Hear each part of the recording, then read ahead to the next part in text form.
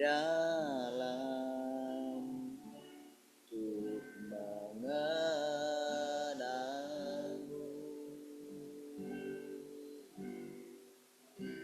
Bapakku kita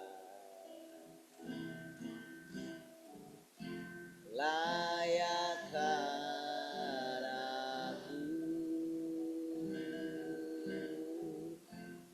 bawaku untuk menyembahmu di balik tirai yang suci, bertemu muka dengan muka, tenggelam di kasih-Mu Bapa. Oh Tuhanku, rindukan selalu yang dalam baik-Mu.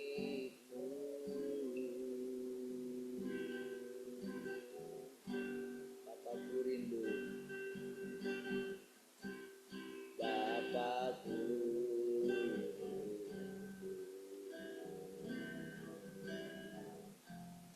menyenangkan-Mu.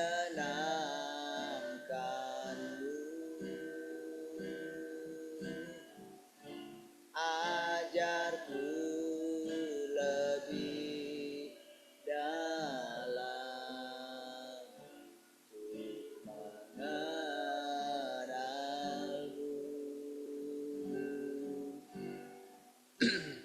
Bapakku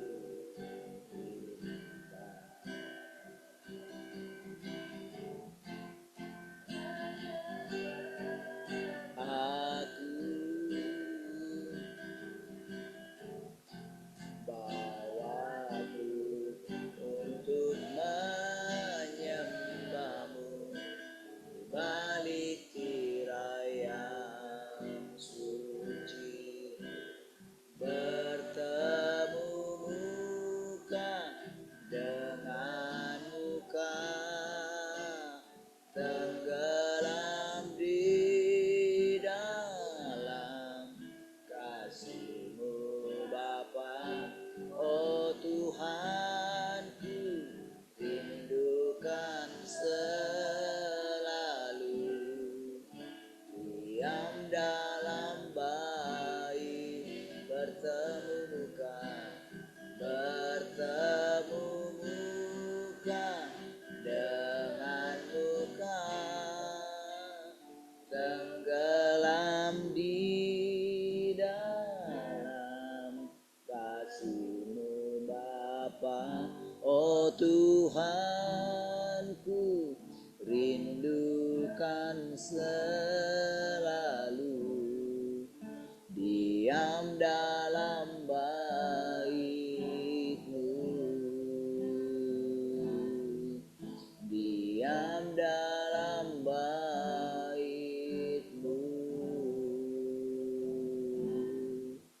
diam dalam baik-Mu.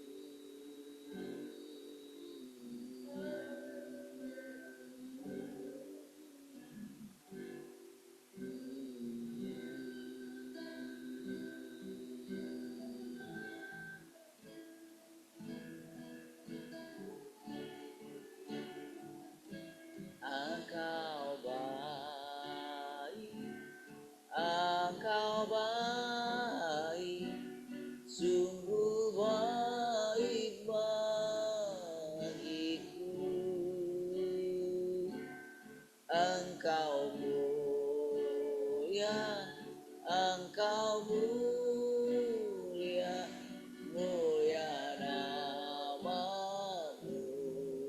Yesus. Kasih yang terindah, kasih yang terindah telah diterima,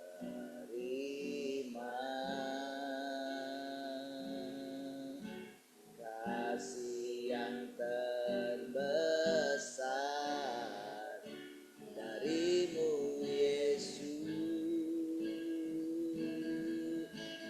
bukan karena kebaikanku, bukan karena hebatku, namun oleh anugerah kemurahan-Mu Tuhan. Engkau baik, Engkau baik, sungguh baik bagiku. Engkau mulia, Engkau mulia, mulia namamu Yesus. Kasih yang terindah, kasih yang terindah telah diterima,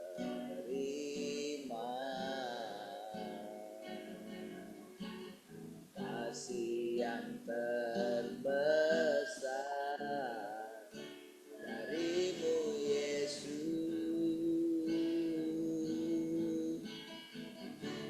karena kebaikanku, bukan karena hebatku,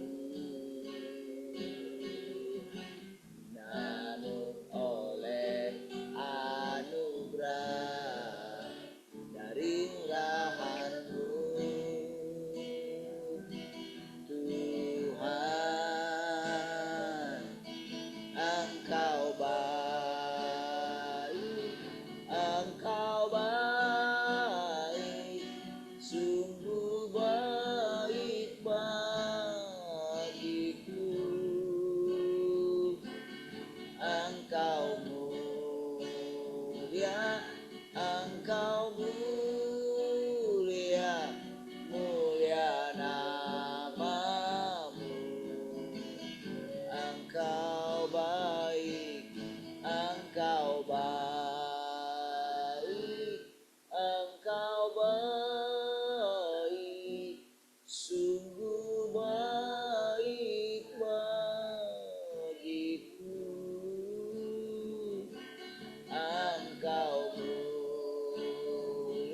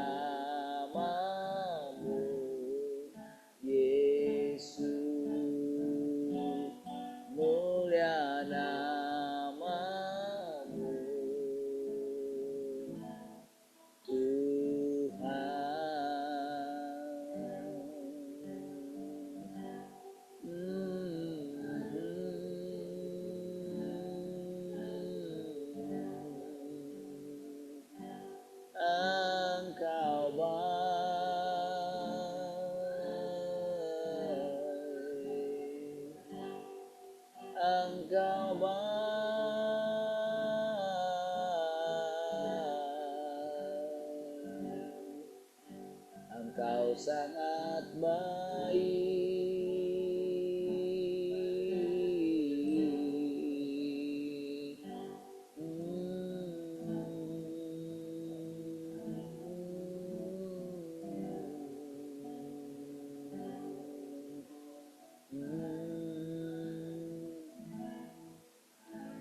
Ku sembah Kau, ku puji Kau, selamanya tinggal di hadirat-Mu. Yang ku mau menyenangkan-Mu, Yesus Kau dambaan hatiku. Ku sembah Kau, ku sembah Kau, ku puji Kau, selamanya tinggal di hadirat-Mu. Yang ku mau menyenangkan-Mu, Yesus Kau dambaan hatiku. Yesus Kau dambaan hatiku. Yesus Kau dambaan hatiku.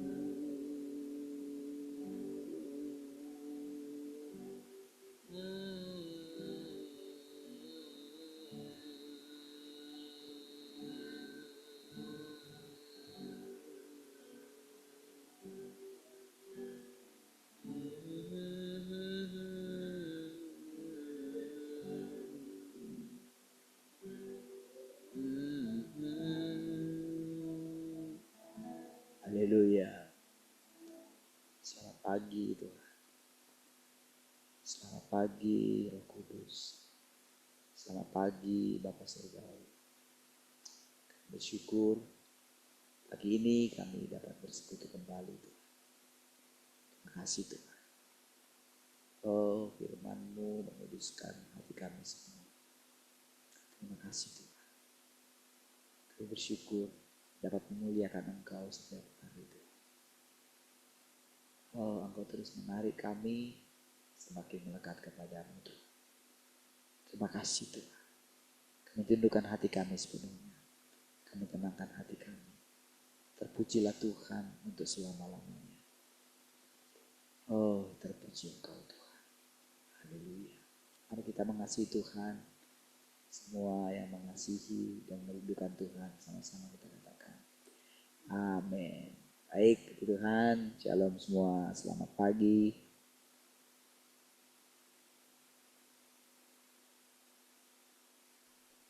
Halo, selamat pagi semua.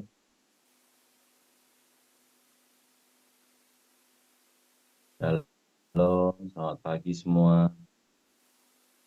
Shalom, selamat pagi semua.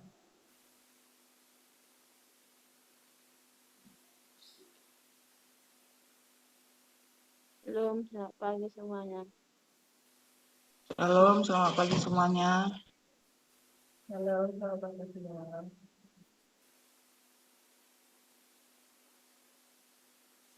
Sudah semua? Shalom. Tante Heni. Baik.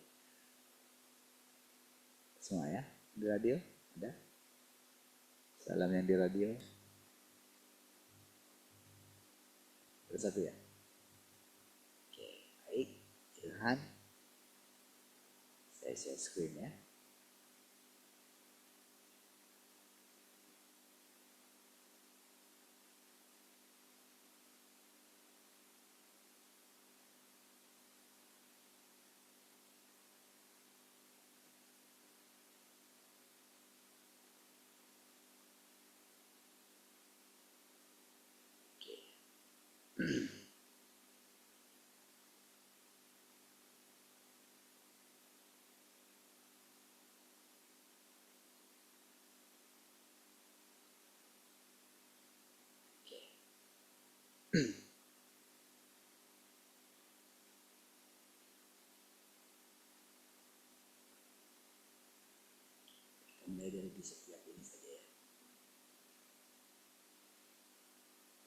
selama akhir zaman, tadi di atas selama zaman kasih karunia, berulang-ulang ya. Selama akhir zaman namanya adalah Tuhan yang Maha Kuasa. Yang Maha Kuasa yang menggunakan kuasanya untuk membimbing, menaklukkan dan memperoleh manusia. Dan pada akhirnya mengakhiri zaman. Di situ saudara, benar-benar saudara dia bangkit.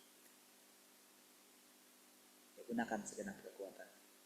Tentu saudara, pakai firman-Nya.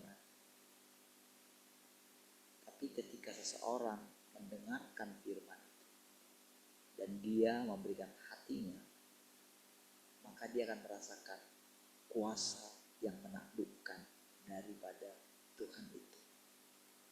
Karena nama yang diperkenalkan kepada umat manusia sekarang adalah namanya Tuhan Maha Kuasa. Bukan lagi Tuhan yang menebus. Bukan lagi Tuhan kasih karunia. Nah, Tuhan kasih karunia itu saudara, yaitu Yesus, itu sangat identik dengan apa ya, kayak kesabaran yang sangat panjang. Kali ini dia perkenalkan kuasa untuk menaklukkan. Dia bangkit gitu karena pekerjaannya sudah mau selesai. Nah, jadi saudara, jadi bukan masalah apakah kita akurat memanggil nama Tuhan, namanya siapa. Bukan. Tapi adalah terlebih kepada apa tujuannya ketika dia memperkenalkan nama itu. Gitu ya. Itu yang saudara simpan dalam hati saudara. Ya, supaya kita itu bisa terus berjalan. Jadi kalau seperti saya katakan, jadi mereka yang pakai nama yang lama, yang terus masih tidak mau bertemu muka dengan Tuhan yang sesungguhnya. Padahal saudara, sebetulnya kan itu kan slogan umat manusia kan, ingin benar-benar berjumpa dengan Tuhan. Apalagi kalau sudah tua gitu, udah mau mati gitu.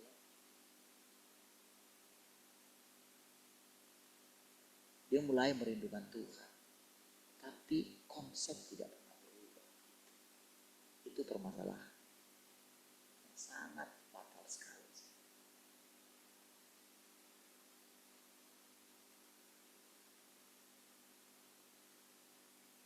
Saudara, kalau benar-benar orang itu merindukan Tuhan yang benar gitu ya, tak mungkin mau saudara masih meninggikan diri. Tak mungkin masih mau membenarkan diri. Tak mungkin terus merasa dirinya itu sudah mengenal Tuhan. Tak mungkin. Karena Tuhan yang zaman sekarang itu saudara, Tuhan yang Maha Kuasa itu jelas sekali saudara, dia itu menaklukkan.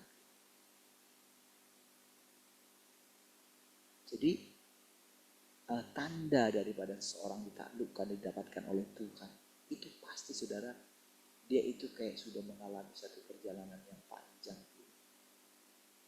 Dia itu kayak siapa ya? Kayak Petrus. Sudah melewati perjalanan yang panjang, sudah melakukan mujizat, sudah ini, sudah itu. Sudah banyaklah pengalaman. Siapa? Suara saya kecil? Yang lain gimana? Suara saya kecil kah? Bagus kok Pak, cuman kayak bergema gitu. Bergema? Besar. Angin, ada angin. Oh, tetap ada anginnya ya? Oke. Ya, itu nggak ada angin. Sekarang masih ada angin? Sudah ya? Tuh, nggak tahu ya. Kadang-kadang dari mana anginnya datang. dari aplikasinya, saudara. Jadi ketika zaman ini yang paling saudara perhatikan itu adalah supaya kita itu bisa terus dibimbing itu dan kita mengerti gitu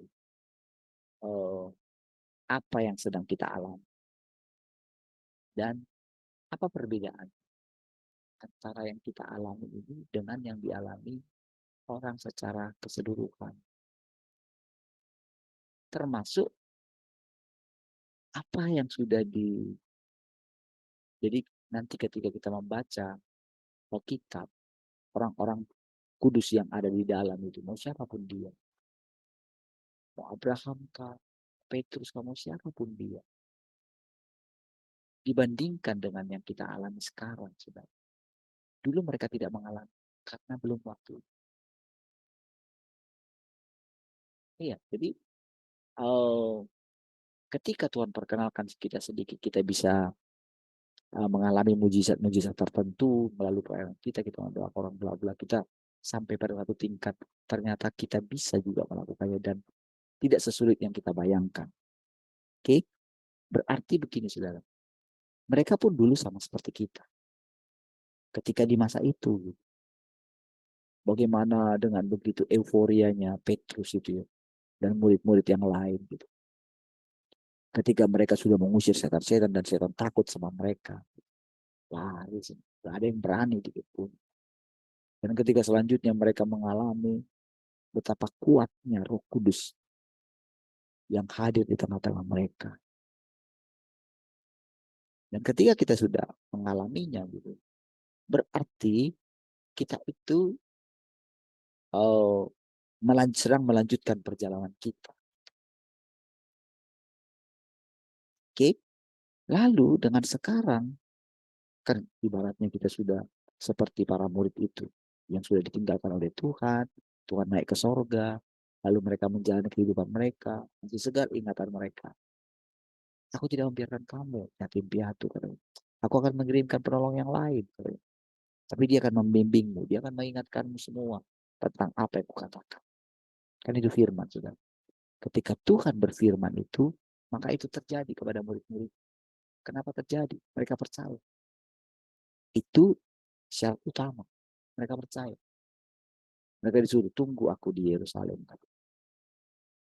Mereka pergi ke sana. Mereka mencari satu tempat. Mereka menunggu Tuhan. Mereka berkumpul. Mereka memecah-mecahkan roti.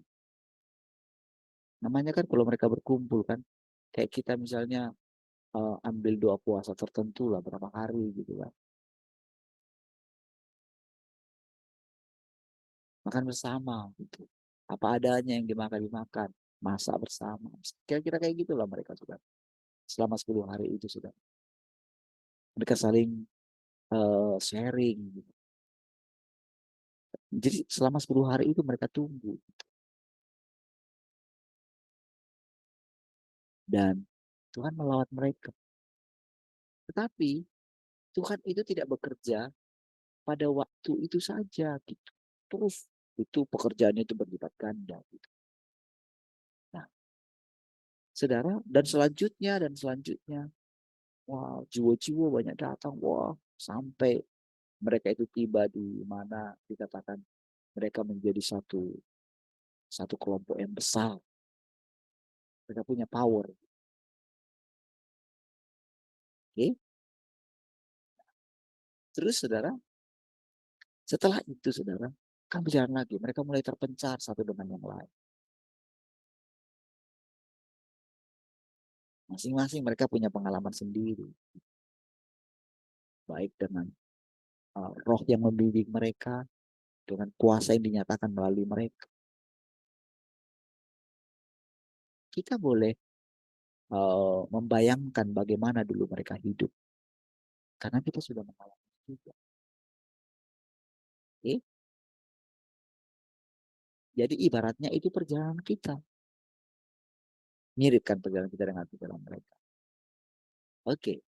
Sekarang lanjut ke perjalanan berikutnya. Ketika kita sudah mengalami ketika kita mendengarkan firman ini langsung.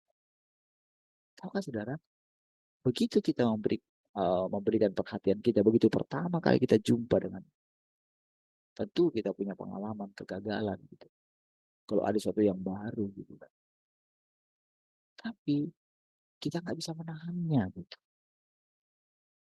Kita seperti didesak harus memulainya gitu. Walaupun saya nggak tahu gimana cara memulainya.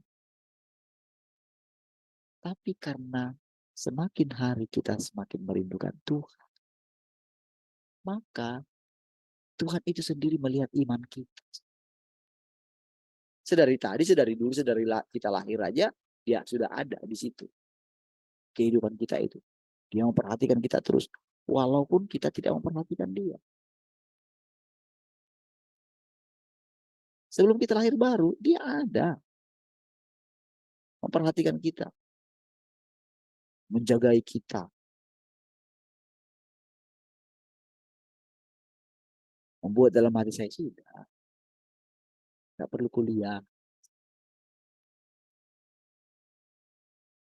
Dia buat saya tidak ada tertarik ke situ. Itu sudah dari awal. Sulit cari kerjaan.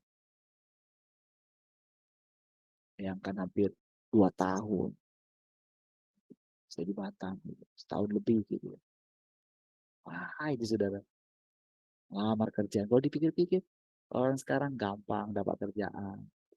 Saya perhatikan orangnya. Aduh, jauh lah orang itu dari saya. Kira-kira. Masalah lebih ini. Semua gitu. Pintar. Apa gitu bisa ngerjain apa saja. Nggak bisa nggak ada dapat kerjaan. Ya.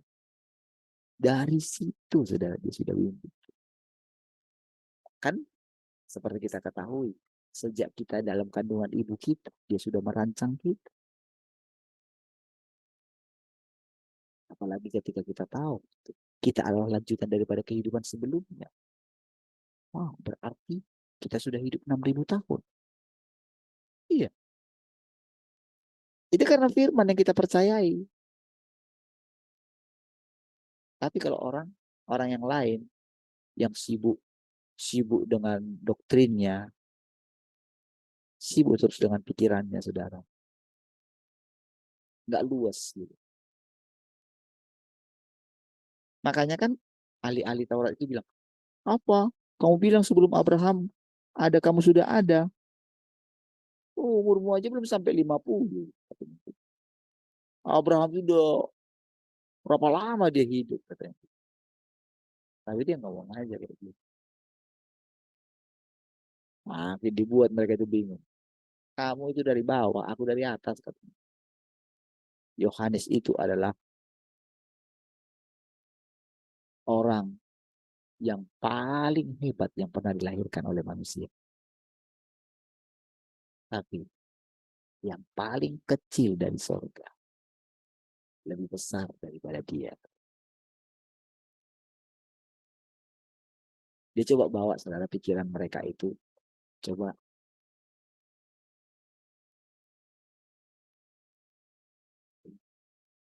karena menurut mereka Yohanes itu sudah sangat hebat sekali. Itu saudara pikiran manusia itu kayak gitu. Suka meninggikan manusia. Tapi ketika dia datang, jadi Yesus itu saudara sudah melihat kehebatan Tuhan di dalam dirinya. Iya, makanya saudara kalau saudara lihat perkataannya itu ketika dia bisa menghentikan badai, bayangkan dia bisa marah sama murid-murid. Kamu, aku lagi enak tidur. Kamu udah lupa ya aku ajarkan tentang iman. Semua tunduk sama kamu loh. Gitu.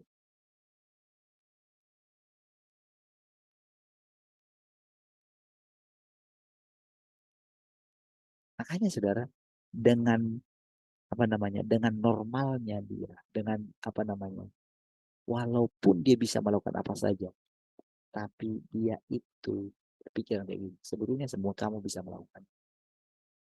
Jadi jangan kamu jangan kamu bangga dengan itu. Kalau Tuhan mau bilang gitu, sebetulnya memang kamu adalah Tuhan. Kamu manusia, kita manusia ini Tuhan atas segala ciptaan. Sebetulnya kan dia bilang gitu. Kalau kamu punya iman kecil aja, itu gunung itu bisa pindah. Kalau kamu bilang terbantun,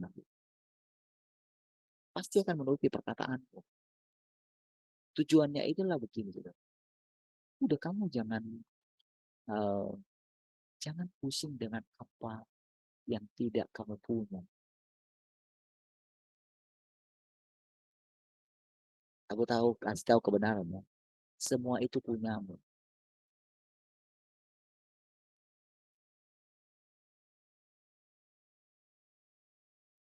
Iya. Ketika dia bilang itu, semua itu punyamu. Jadi Tuhan itu datang dengan apa ya? Dia mengatakan yang terkecil dari sorga. Artinya begini, saudara. Kalau kamu itu mau mendengarkan firman yang dari atas, kalau kamu percaya, sedikit aja kepercayaan. Seperti yang kita lakukan. Sering kan kita minder dengan orang-orang yang berhasil, dengan orang-orang pintar. Kita minder dengan orang-orang yang berhasil dalam hidupnya. Gitu. Oke. Berarti kan boleh dikatakan kan imanmu itu kecil. Gitu. Tapi lihat, benih yang kecil itu jauh lebih besar daripada segala pohon besar yang ada di dunia.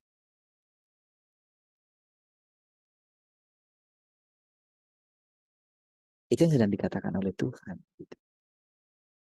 Makanya saudara, dengan kita sekarang menerima kesederhanaan daripada firman, dan kalau saudara mau dibandingkan dengan apa yang sedang kita alami sekarang, saudara, itu jauh lebih besar daripada apa yang sudah dialami oleh orang-orang hebat. Ya. Ini kebenaran. Dari apa yang kita pelajari dengan kita terbiasa masuk alam roh, bagaimana kita menginjili dulu roh-roh orang mati dan segala macam, bagaimana kita yakin kita sudah hidup 6.000 tahun gitu. Kenapa kita bisa percaya? Kenapa kita bisa mengikuti itu, saudara? Itu karena secara diam-diam kita tidak tahu gimana caranya. Tuhan itu apa ya? Dia itu memberikan pengertian demi pengertian di dalam batin kita. Iya. Walaupun tentu saudara kita itu ketika kita belajar itu kadang-kadang kita jadi kayak gini. Kenapa sih aku ini? Kita teringat dengan orang yang ngeroh gitu atau gimana gitu. Mungkin mereka sudah gimana melanglang buana gitu. Sampai hilang sampai lupa menginjakkan kakinya di bumi. Jangan nanti aku seperti itu. Kalian tahu itu semua, saudara. Kalian tahu kegelisahan hati kita.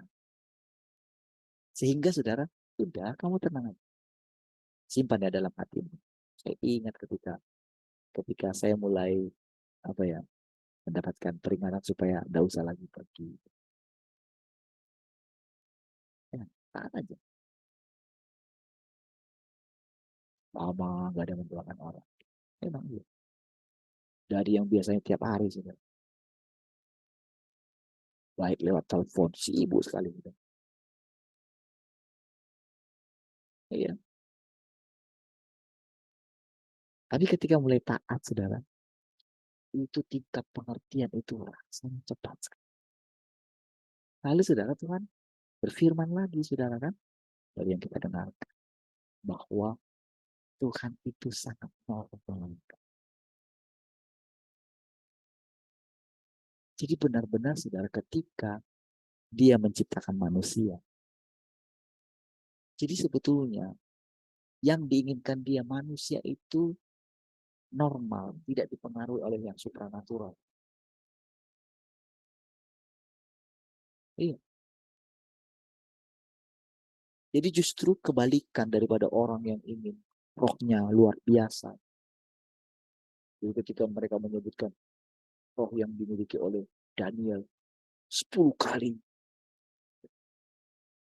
Lalu mereka sibuk semua mencari kata-kata aslinya. Apa yang dimaksud? Mereka sibuk.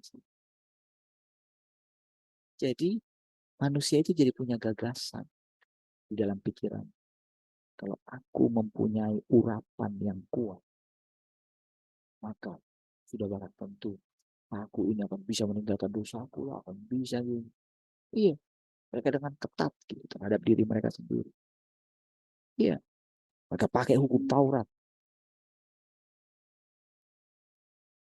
Mereka ubah suara mereka. Jadi sekarang ini sudah kalau saya mendengarkan seorang pendeta kalau dia misalnya khotbah atau apa gitu pakai dirubah suara. Jadi nggak biasa dia gitu, nggak normal dia. Gitu.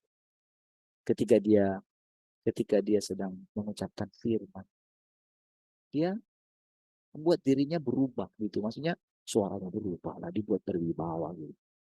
Itu benar-benar saudara, dari situ saya tahu.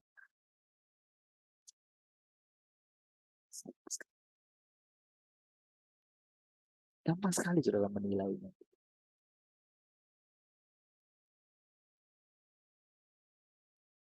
Karena saudara, kalau seseorang itu telah berjumpa dengan Tuhan, jadi salah satu arti daripada Tuhan berinkarnasi kedua kali, Tuhan datang kedua kali, yang mesti karena dia datang dalam daging kita ini loh maksudnya. Dia datang kepada orang yang lapar dan haus akan Tuhan. Kalau benar kita merindukan Tuhan, maka Tuhan yang datang itu adalah Tuhan yang rendah hati. Yang normal dia. Apalagi dikatakan dia tidak datang lagi, dia tidak membuat mujizat-mujizat lagi. Gitu.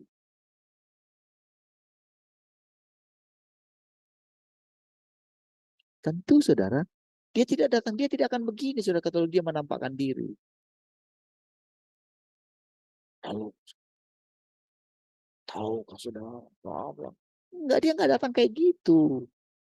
Jadi kalau dia datang, kalau seseorang tampil begitu, itu pasti bukan Tuhan.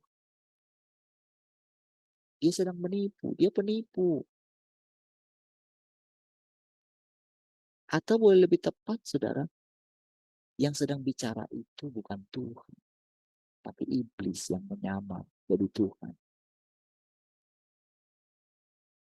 Jadi kalau kita, saudara, mendengarkan perkataan ini, saudara, maka ketika kita mendengarkan orang mengatakan seperti itu, jadi kayak berubah dia gitu loh. Oleh karena jabatannya pendeta gitu. Kalau seseorang itu tidak normal lagi dalam bergaul, karena jabatan itu, saudara. Nah, disitulah dia sedang bertipu. Karena Tuhan yang datang ini adalah Tuhan yang berinkarnasi, menjadi manusia normal. Itulah yang saudara mulai pelajari. Jadi ketika kita melihat diri kita masih tinggi diri kita, berarti kita masih tertipu. Tapi begitu kita menjalani satu kehidupan yang rasanya, kalau orang lihat kita, orang itu rasanya memandang rendah kita. Gitu. Karena kita mungkin tidak punya apa-apa. Gitu. Justru kita sedang menjalani satu kehidupan di mana Tuhan sedang memperkenalkan dirinya kepada kita.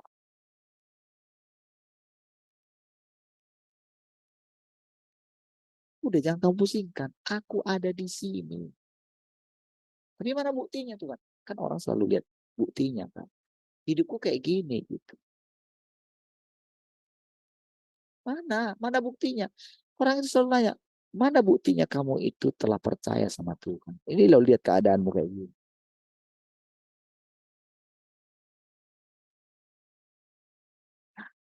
Kalau kita bisa memandang Tuhan, kalau kita percaya Tuhan ada di situ. Oh ya, Tuhan ada di sini. Ya, dia itu duduk bersama dengan orang yang hancur hati. Dan firman-Nya, lalu saya tanya sama Tuhan, kenapa Tuhan engkau gak sembuhkan aku? Begitu kan.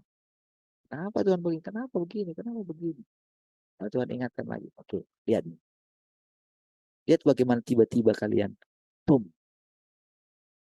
punya iman yang besar. Lihat, sekarang pengeluaran kalian dibandingkan dengan yang kamu pikir gereja besar. Pengeluaran siapa yang paling banyak? Coba lihat. Adakah kamu dulu sebelumnya seperti itu? Tidak kan? Tapi jangan banggakan. Itu biasa.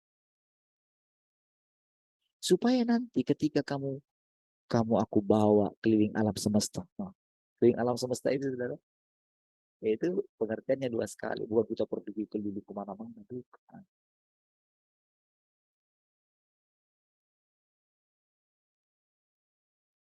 Jadi ketika Tuhan naik ke surga, tahu kan saudara? Artinya, apakah dia itu jadi sembunyi di surga gitu?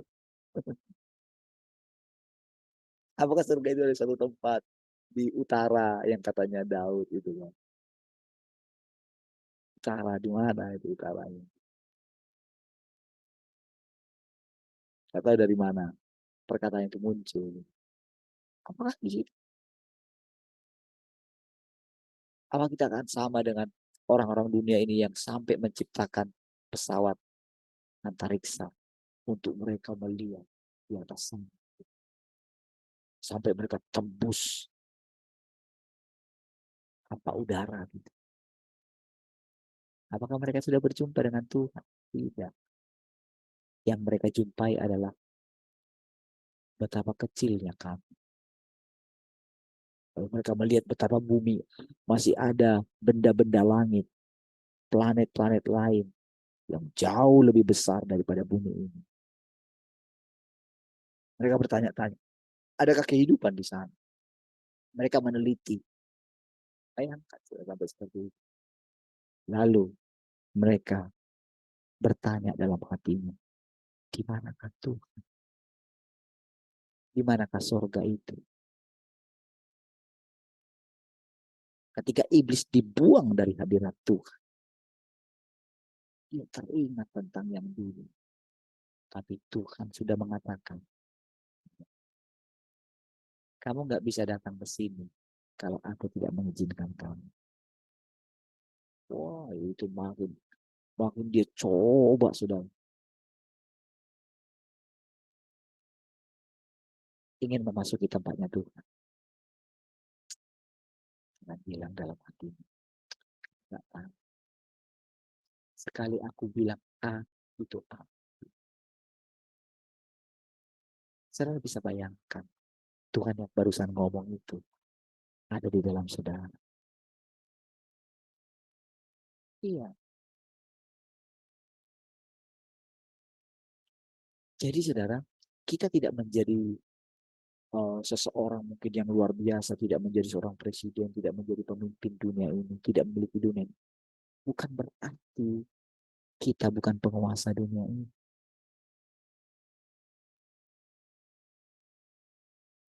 Kita penguasa dunia ini. Tetapi kita nggak perlu gembar-gemborkan itu. Tak ada gunanya. Tak ada gunanya kita menunjukkan diri kita. Ini loh aku. Tak ada gunanya. Karena justru Tuhan yang sesungguhnya, Dia yang sedang datang ini memperkenalkan dirinya. Tetap pada prinsip Dia itu menyembunyikan dirinya. Makanya perkataan-perkataan Tuhan Yesus itu di luar nalar. Makanya dia bilang, kalau kamu lihat aku, engkau sudah lihat Bapa, katanya. Lalu kenapa dia mengatakan, aku akan pergi ke rumah Bapa? Lalu di satu sisi dia bilang, Kemana aku pergi, kamu tahu jalan ke situ. Cobalah lihat saudara. Aneh perkataan itu.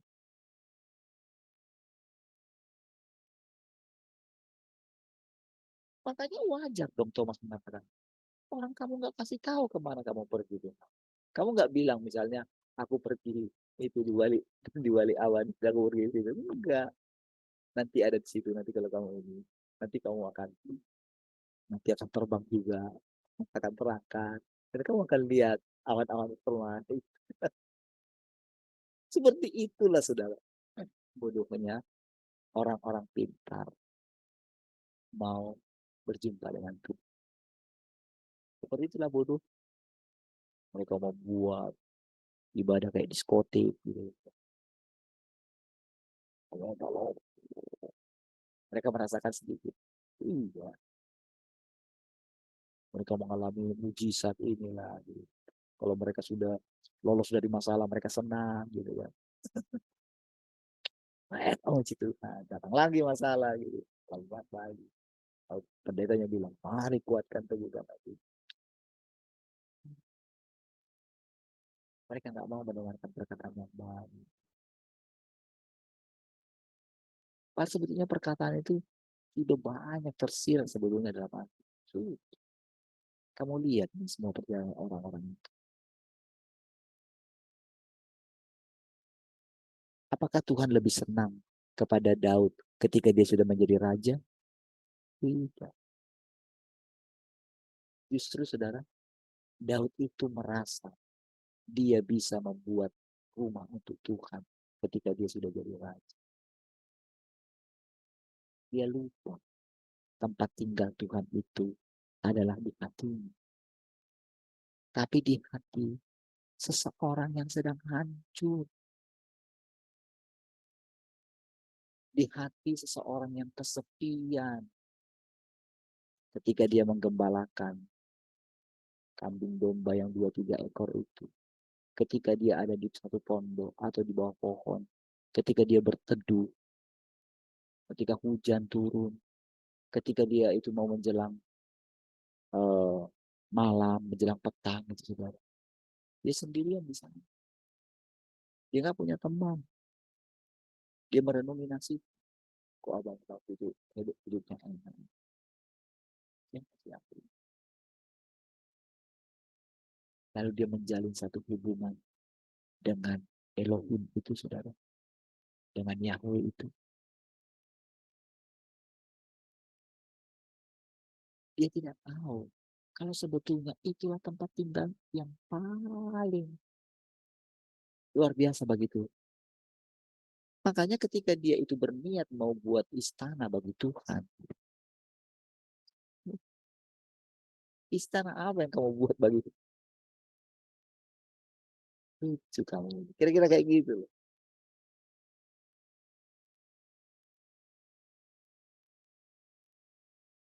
Iya. Jadi justru Tuhan itu sangat senang sebelum Daud menjadi raja. Iya. Makanya dia bilang, untuk apa? Makanya saudara, makanya Tuhan menghancurkan bait suci itu kan. Iya kan?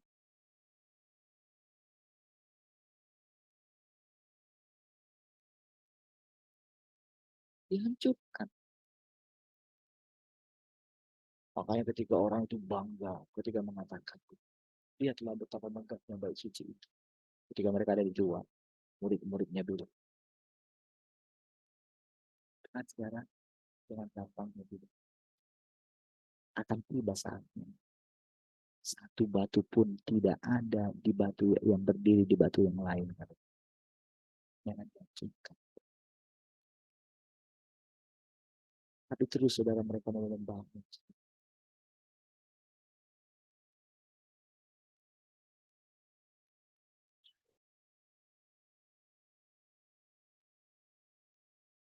Padahal saudara, ada satu ayat yang lain yang mengatakan Yang membuat mereka bingung, saudara.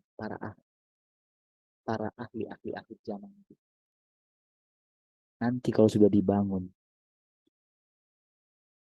nanti akan begini. Itu terus yang mereka pusingkan. Iya, lucu sebetulnya. Jadi mereka menantikan kedatangan Tuhan, tapi harus mengalami perang. Sementara perang itu, saudara, kita tahu, saudara, itu sangat menghancurkan. Gitu. Di satu sisi mereka merindukan kedatangan Tuhan, di satu sisi mereka tidak mau perang. Gimana lah? Mereka berkutat di situlah terus gitu.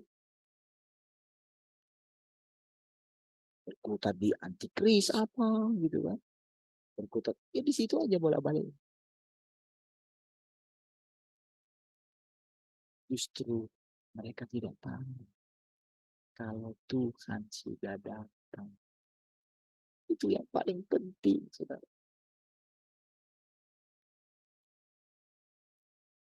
Kalau semua terjadi itu, kan ngapain kita bingung? Orang Tuhan ada di sini gitu.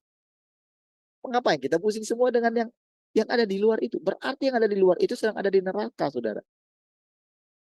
Iya kan? Simpelnya begitu. Dari sekarang itu, saudara, Tuhan itu mulai kayak gini. Oh, ternyata surga itu kayak gini. Ternyata neraka itu kayak gini ya, gitu. Ada pengertian yang lain.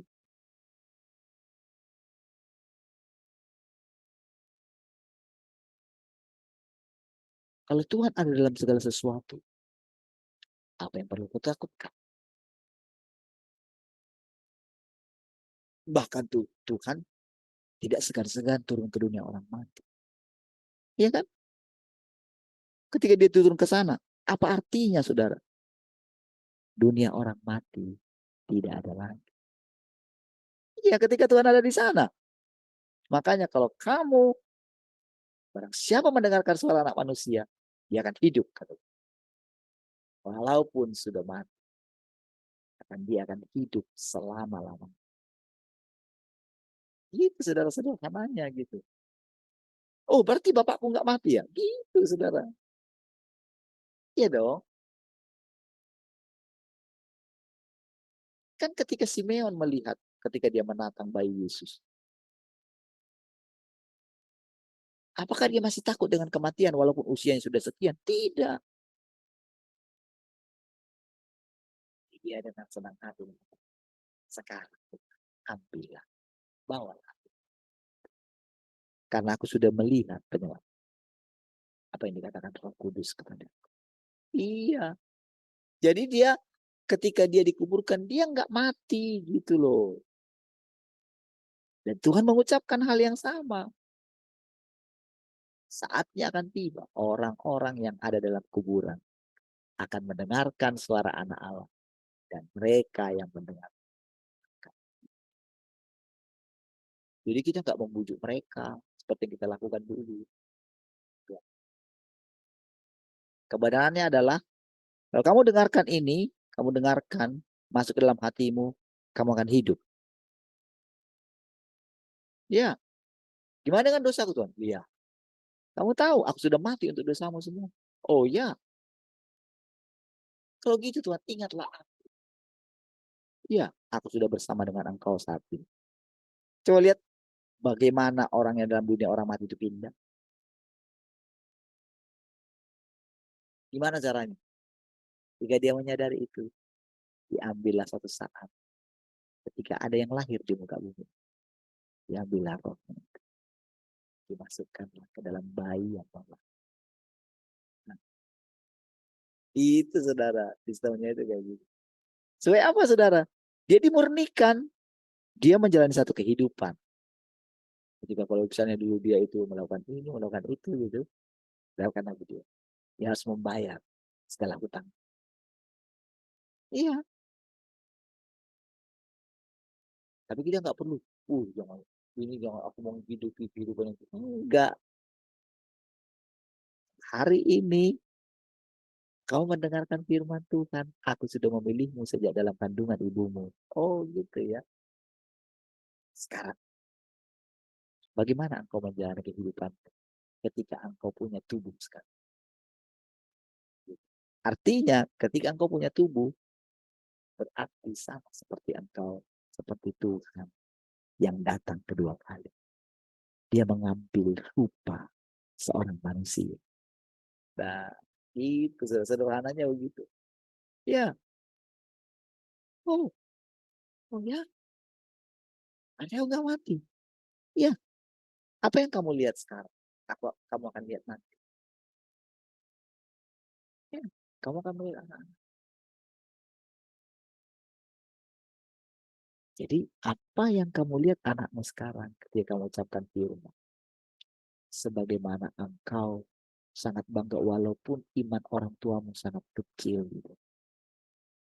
Tapi ketika engkau mengucapkan, ketika saya terus mengucapkannya, oh saudara, bapak saya nggak mati jadi. Dia sekarang mengerti apa artinya terang yang dia lihat. Iya. Oh, iya. Ketika saya mengucapkan, saya itu pintar. Bayangkan saudara misalnya ketika anak saya melihat anak saya pintar. Anak saya loh saya lihat.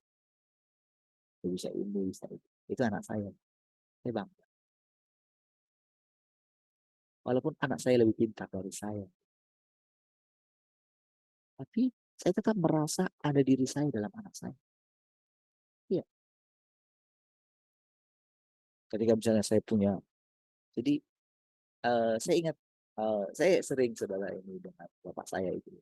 Semua itu. Saya itu kagum dengan dia itu. Kalau dia cerita gitu misalnya. Kalau dia tahu matematika itu ya. Jadi saya sempat diajarin dia juga. Gitu. Iya.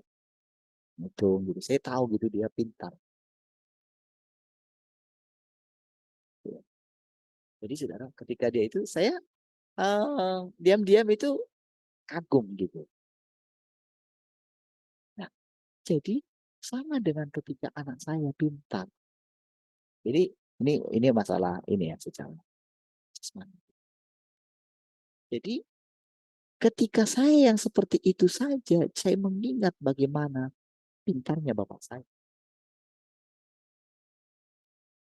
Ya kan? Saya bangga. Saya kan seperti menjalani hidupnya. Ibaratnya bapak saya itu ketika melihat saya, dia nggak akan minder karena ya memang saya pintar kok. Ya dong anak saya pintar. Kira-kira kayak gitu loh.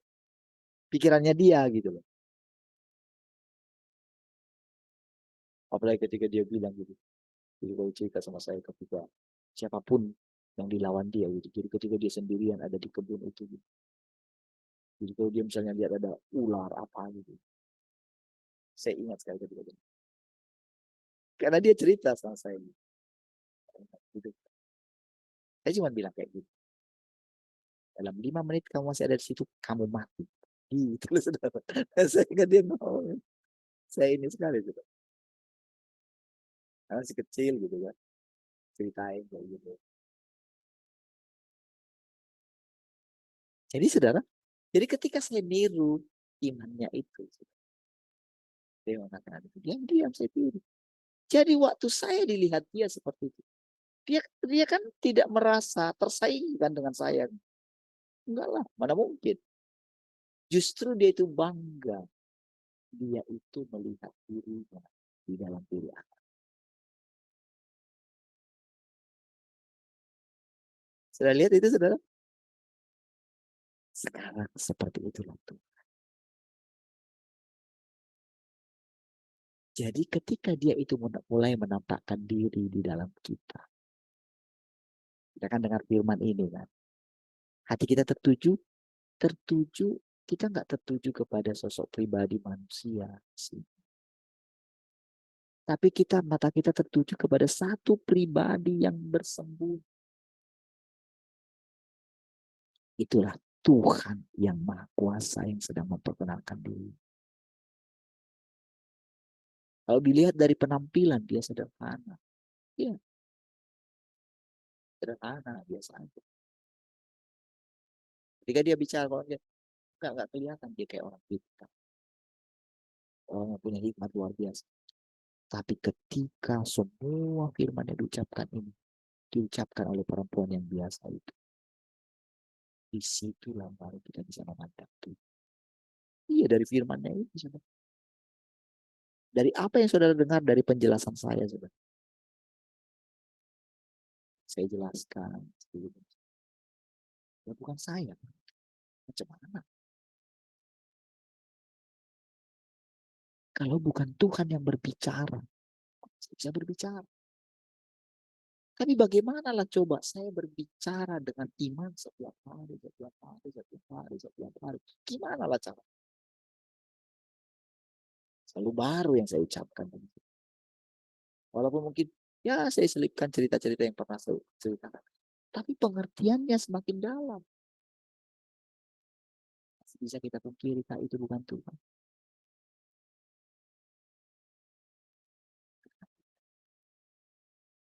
Yang ada, hati kita semakin terpaut kepada Tuhan. Tuhan yang sudah membimbing saudara sejak dari kandungan. Kalaupun kita sekarang menyebutkan nama Tuhan yang Maha Kuasa, apakah Yesus pernah diambil dari sini? Apakah Allah Abraham, Ishak dan Yakub ada pernah diambil dari sini? Karena firman-Nya berkata, dia sama. Hakikatnya sama. Adakah pernah diambil dari hati saudara? Adakah Tuhan yang membimbing saudara setiap hari? Yang menasihati saudara? Yang menguatkan saudara? Yang menghibur saudara? Yang menjaga saudara setiap hari? Apakah itu pernah diambil daripada? Enggak pernah. Engkau tetap memiliki Tuhan yang sama yang ada di sini. Tapi ketika engkau masih bercokol di yang lama, engkau takut akan masa depan. Dia mengatakan, sampai kapan kau? Bisakah kamu melupakan yang lalu? Maukah kamu masuk ini? Satu level yang baru daripada iman. Beranikah kamu? Waktu saya melihat para senior-senior saya, ketika saya lihat bagaimana mereka menyampaikan sesuatu, siapapun dulu yang saya banggakan, tidak bisa menjawab pertanyaan saya. Disitulah saya bangkit. Dan disitulah saya melihat Tuhan menampakkan diri. Disitulah saya mengerti pengalaman-pengalaman rahasia yang dialami oleh banyak orang. Disitulah saya mengerti bagaimana Petrus menjalani hidupnya. Bagaimana Paulus, bagaimana Ayub, bagaimana Elia, bagaimana Daud. Terlalu banyak yang kita ceritakan tentang pengalaman-pengalaman mereka. Tapi sekarang mereka merindukan Engkau. Mereka tidak mau lagi dipuji-puji oleh Engkau semua. Jangan. Bahkan kami sudah lupa dengan masa lalu kami itu. Terlalu kecil itu dibandingkan dengan Tuhan zaman sekarang, kata mereka. Tuhan yang selalu baik. Jadi ketika kami melihat dirimu, kami pernah mengalami seperti itu. Dan karena kamu ada di sini saat ini, ketika kamu berbicara mengenai Tuhan yang baru, Tuhan yang selalu baru, tahukah, perkataan itu menciptakan satu keindahan di atmosfer kamu. Ya. Kami mendengarkan kamu, bukan kamu secara manusia. Kita sama. Tapi kami mendengarkan kamu karena kami melihat Tuhan di dalam dirimu. Jadi kalau mereka itu bisa kasih nasihat kepada kita, tetaplah rendah hati. Tetaplah duduk di kaki Tuhan. Tetaplah pautkan hatimu kepada Tuhan. Jauhi kejahatan. Milikilah takut akan Tuhan. Simpan itu harta yang paling luar biasa yang bisa kamu simpan. Iman itu sederhana. Iman itu bukan melakukan perbuatan-perbuatan besar, bukan. Iman itu berani mempercayai Tuhan yang hidup, bukan Tuhan yang mati.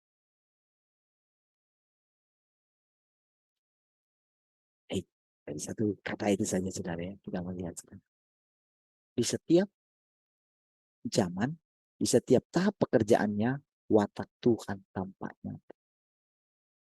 Pada mulanya membimbing manusia selama zaman hukum Taurat, Perjanjian Lama, sama halnya dengan membimbing kehidupan seorang anak.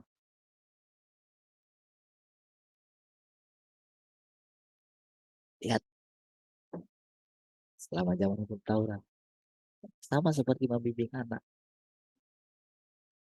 Kasih peraturan sama anak itu. Ya kan? Dengan tegas marahin mereka. Oke. Tapi tentu kita sudah ada di zaman kasih karunia.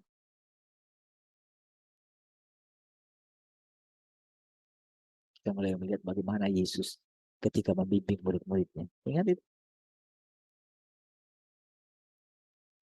Bodohnya kamu. Ketika dia itu buat, ketika tanya,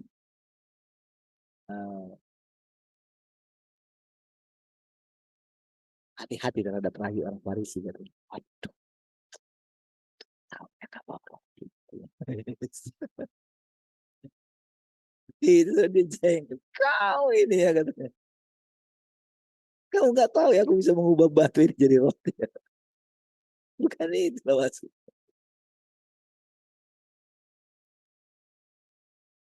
Alangkah lambatnya kamu ini. Ya, itu kan?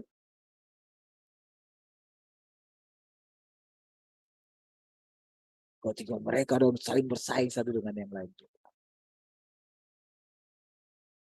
Ya, saudara. Ketika dia terakhir dia berdoa, tak ada murid-muridnya itu tertidur sampai 3 kali. Coba lihat dong gimana saudara hatinya.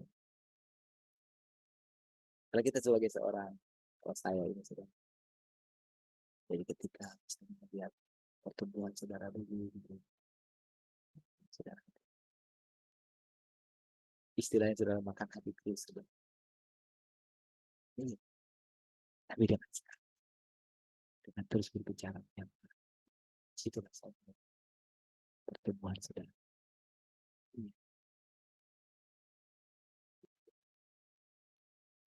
Dan begitu saya sungguh-sungguh mencari Engkau, aku sendiri yang melakukan.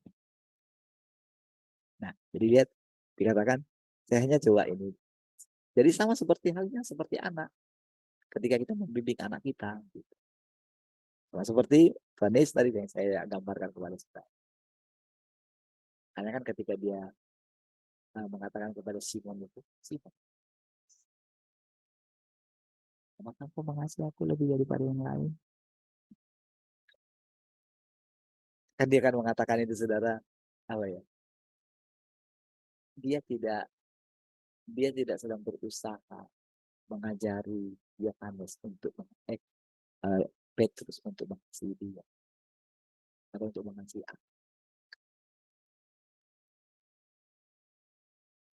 Pertanyaannya itu dalam, saudara. Makanya sudah membuat dia menangis. Tapi itu bukan jawaban. Nanti baru dia jawab. Setelah perjalanan itu sampai di masa tua. Di situlah pertanyaan itu sangat dalam sekali. Di situlah dia sangat mencintai Tuhan. Di situlah baru dia sangat mencintai itu.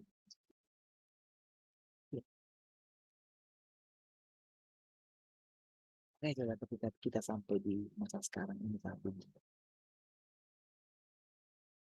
ketika kita sampai pada keadaan ini, sudah benar-benar sudah, walaupun kita nggak melihat rupa Tuhan, pakai rupa apapun itu, benar-benar kita tidak bisa pungkiri kalau Tuhan itu sangat menentukan.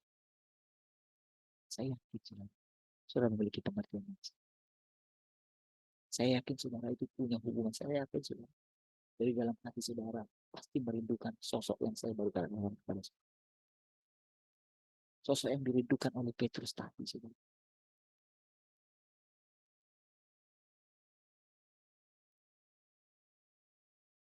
Sosok yang penuh kasih, saudara. Disitulah baru Petrus mengerti arti pertanyaan. Disitulah saya dia melihat kehidupan Yesus itu bukan lagi di dua, bukan lagi menyertai, tapi ada di dalam dia. Makanya saudara, ketika saya punya pengalaman yang sama dengan bapak saya katakan, ketika dia ibadah di YPDI, itu saya ingat pasang cukup atas di situ. Karena saya masih jaga BP. Tapi sekarang pada saya mengerti. Ya.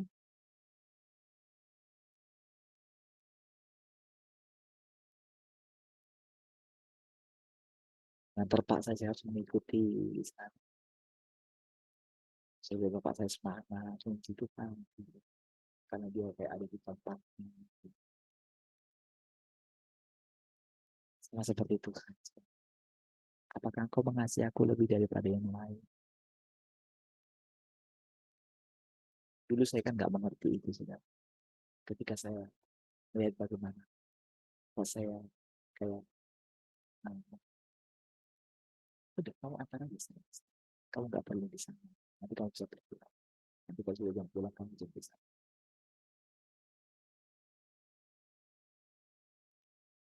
Tapi saya nggak mengerti, dia pun nggak paksa saya. Yesus tidak paksa Yohanes Petrus untuk mengasihi dia. Dia bertanya, sama seperti sekarang. Ketika kita mendengarkan semua firman ini, dia nggak paksa. Bahkan dia katakan, oke, barang siapa yang mau pergi, silakan pergi. Kita melihat itu sih. Tanpa WA, tanpa apa. Mereka pergi. Dan ketika kita bertemu seolah-olah tidak ada masalah. Kan?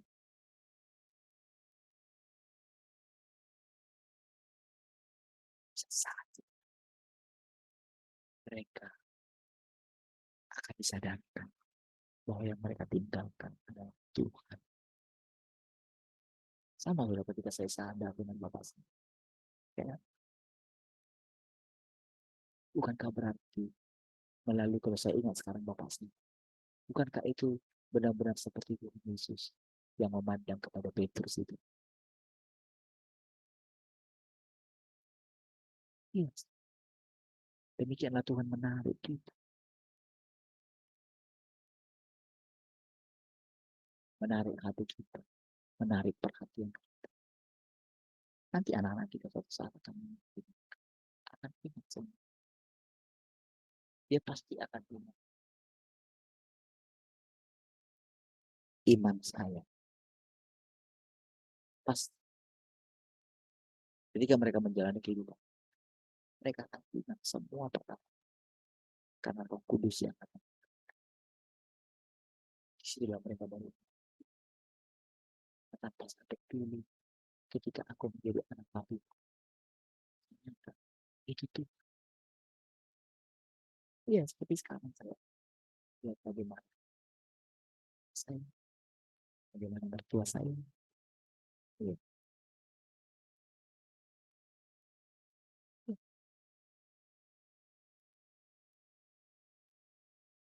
Saya kan bukan anak mertua saya. Tapi sekarang baginya saya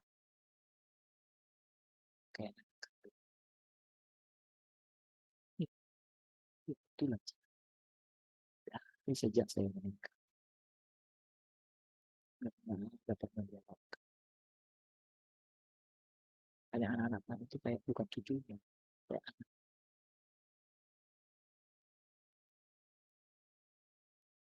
Karena kalau kita mau bilang bukan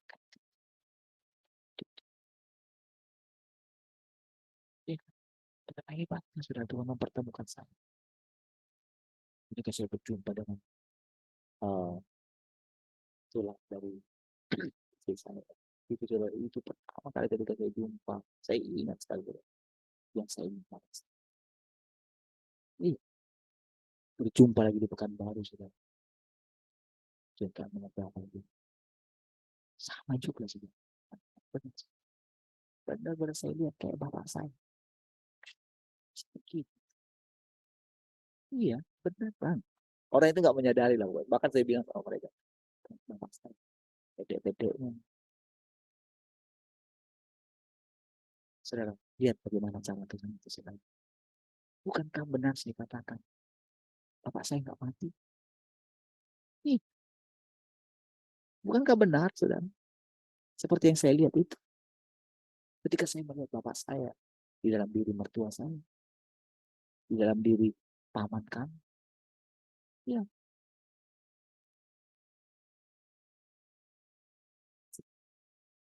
Coba bayangkan bagaimana kehidupan yang akan datang. Saudara. Coba lihat ya anak-anak kita ini menceritakan pengalaman mereka. Kan itu semua nyata yang apa yang mereka jalani. Ya kan? 1 tahun saja mereka bersama dengan twin gitu kan. Tapi lihat saudara bagaimana mereka mempertahankan persekutuan itu saudara. Oh, enggak apa-apa saya pasti. Mereka sudah jalan sendiri buat jadwal khotbah jadwal ini. Ya apa kalau mereka buat sendiri. Siapa kalau bukan Tuhan yang ada di antara kita? Lihat betapa indahnya. Bolehkah saudara bayangkan bagaimana kehidupan yang akan mereka jalani di masa depan? Bolehkah saudara lihat bagaimana nanti mereka membawa teman-teman mereka tanpa sadar? Karena apa? Tuhan hadir dalam kehidupan mereka. Tuhan nyata melalui mulut mereka. Wow, saudara. Sekarang ini saudara pikiran kita dilimpahi dengan hidup Tuhan. Tuhan yang hidup. Baik, sudah mari kita berdoa. Kasih Tuhan, kita sangat bersyukur buat persekutuan. Kemuliaan, hormat kami bagi Engkau. Pujilah Tuhan. Haleluya. Sama-sama katakan. Amin. Tuhan.